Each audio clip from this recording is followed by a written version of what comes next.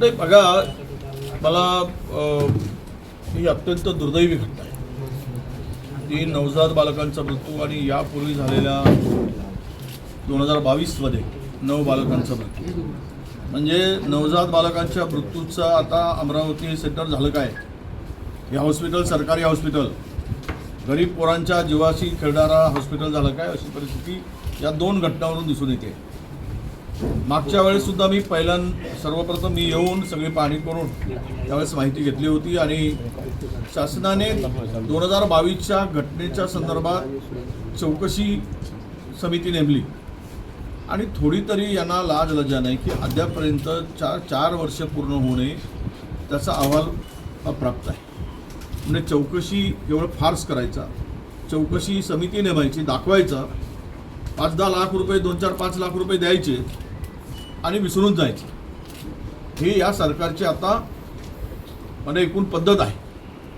ही घटना ज्यावेळेस पहिली घटना घडली त्यावेळेस सुद्धा त्याच कंपनीचं ते व्हेंटिलेटर होतं, सिलर. आणि आताही घटनेमध्ये तोच व्हेंटिलेटरचा स्फोट झालेला आहे. याचा अर्थ हे निकृष्ट दर्जाचे व्हेंटिलेटर पुरवले जात आहेत आणि पोरांच्या गरिबांच्या आरोग्याचा खेळ मानला जातो आहे. हे आता या घटनेतून सिद्ध झालेलं आहे. हे कुठले आणलेत, कोणी खरेदी केलेत?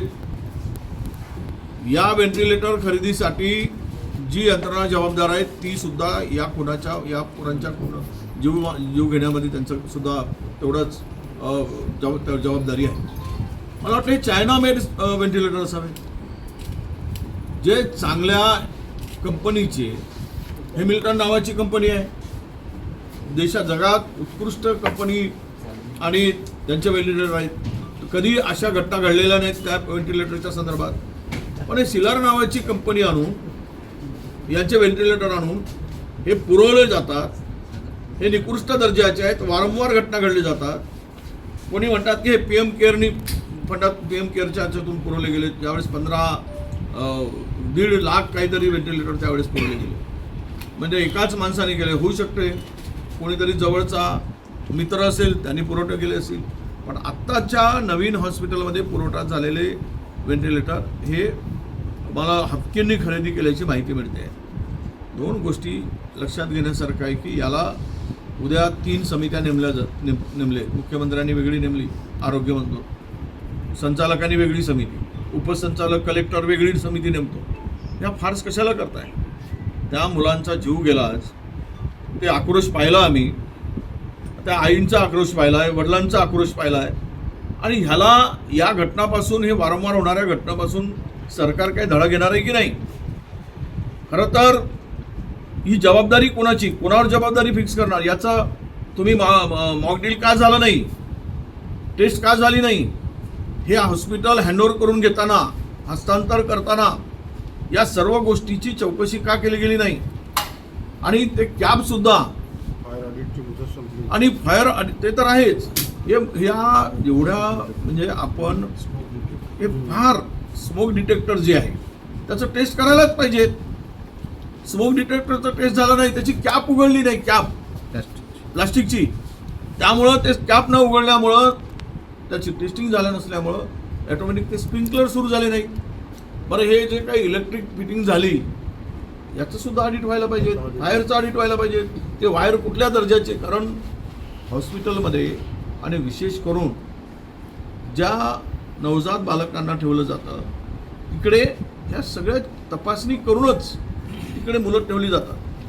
परंतु ना इलेक्ट्रिकच्या डिपार्टमेंटची चौकशी, इलेक्ट्रिकचं ऑडिट झालं, चौकशी झाली, ते कुठल्या दर्जाचा वायर वापरला आहे, कुठले स्विच वापरले, कोणते वापरले. ते आजकाल काय झालं की ब्रँडेड कंपनीच्या नावानं शिक्का मारून सगळे डुप्लिकेट वापरले जातात. वायरसुद्धा कमी दर्जाचे वापरले जातात. फायर ऑडिट 21ला संपल्यानंतर, खरं म्हणजे फायर ऑडिट 21 ऑगस्ट संपतो आहे, त्याच्या अगोदर ही घटना घडली. मला वाटतं त्या कोणत्या आपला त्यानंतर खरं तर फायर ऑडिट 90 दिवसाच्या पूर्वी, मुदत संपण्याच्या 90 डेज पूर्वी ते करून घ्यायला पाहिजे. पण झोपून राहिली यंत्रणा. आज हे सांगतात CS त्यांची जबाबदारी, PWD यांची. त्या दोघांना नेऊन फासावर चढवा चौकामध्ये, मग जबाबदारी फिक्स होईल. काय खेळ लावलाय काय आरोग्यांशी, गरिबांच्या जीवाशी? आणि ह्यांनी याच्यावर जबाबदारी ढकलायची, त्यांनी त्याच्यावर जबाबदारी ढकलायची. हे सांगतात की PWDने आम्हाला हे करताना दिलं नाही. मग शेअर्सनी कसं ते हँडओव्हर करून घेतलंय? आणि PWDनी ज्यावेळेस हे दिलं, पत्र दिला, आयुक्तांनी पत्र दिलं कमिशनरनी की यांचं ऑडिट करून घेतलं पाहिजे, मग त्यावेळेस हे सगळे झोपले होते काय? आणि काय करत होते सगळे लोक? एखाद्या घटनेमध्ये परवा 3 मुलांना साप चावल्यामुळे आदिवासी मुलांचा मृत्यू झाला जपतलाईला. त्या संस्था चालकावर गुन्हा दाखल केला. आज ही घटना, हे हॉस्पिटल कोणाच्या अधिकारात चालतात? आरोग्यमंत्र्याच्या. याचे ट्रस्टी कोण? मंत्री. मग ह्यावर आपण त्यांच्यावर गुन्हा दाखल का होत नाही? आजपर्यंत केवळ चौकशी. ना पालकमंत्र्यांचा पत्ता आहे, ना कोणत्या स्थानिक सत्ताधाऱ्यांचा पत्ता आहे. केवळ सांगतायत आम्ही मदत करू. काही सांगितलं काल सत्ताधारी पक्षाने त्या परिचारिकेला बिचारीला मदत करून, नर्सला? अरे मारणारे तुम्ही, मदत करणारे तुम्ही, 5 लाख रुपये देतो म्हणून सांगताय.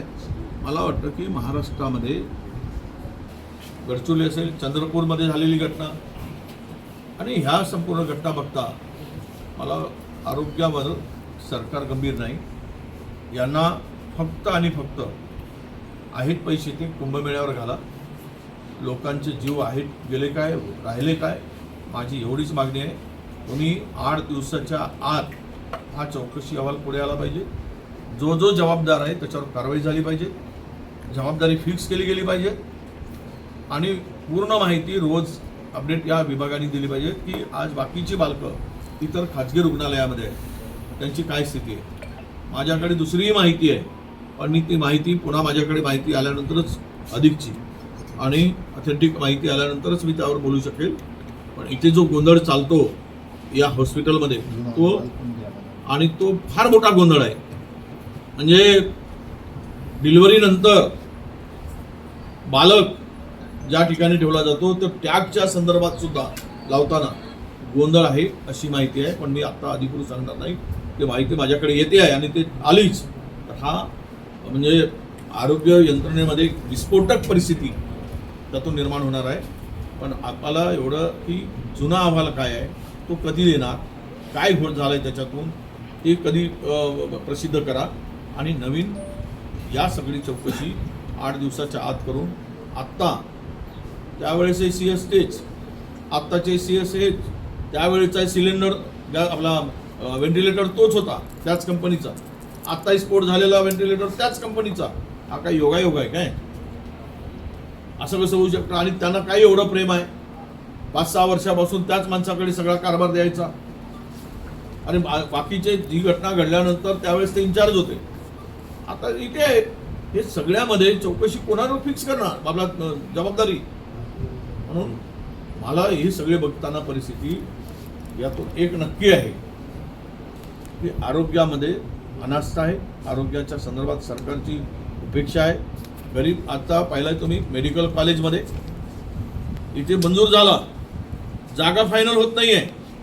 मेडिकल हे सगळे हॉस्पिटल त्याच्या अंडरमध्ये गेले असती. तो एक आमदार म्हणतो इकडे पाहिजे, दुसरा आमदार म्हणतो तिकडे पाहिजे. त्यांच्या जमिनी ज्या ज्या भागात आहेत त्या भागामध्ये तो मेडिकल कॉलेज घेऊन जायसाठी 2 वर्षापासून लफडं सुरू आहे, स्पर्धा लागली आहे. अरे काय गंमत चालली काय?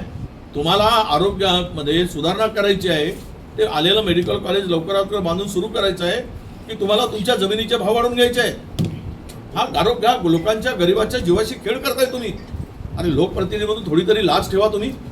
जे सरकार मंजूर करून जातं त्याला इथे पूर्ण होण्यासाठी, ते काम पूर्ण करण्यासाठी आपण एकदा बसून ठरवून घेतलं पाहिजे. एक म्हणतो इकडे, दुसरा म्हणतो तिकडे. यातून तुम्ही काय साध्य करताय ही सुद्धा अमरावतीच्या जनतेने यांना जाब विचारला पाहिजे. स्वतःच्या स्वार्थासाठी हे संपूर्ण यंत्रणा वेठीस धरणं हे योग्य आहे का, हा सुद्धा प्रश्न या निमित्ताने येतो आहे. म्हणून आज अशा घटना वारंवार घडत असताना याला जबाबदारी निश्चित करता येणार. हे सर्व लोकप्रतिनिधी आणि इथील अधिकारी, प्रशासन, PWD हा सर्वांना जबाबदारी फिक्स करून सदोष मनुष्यवधाचा गुन्हा.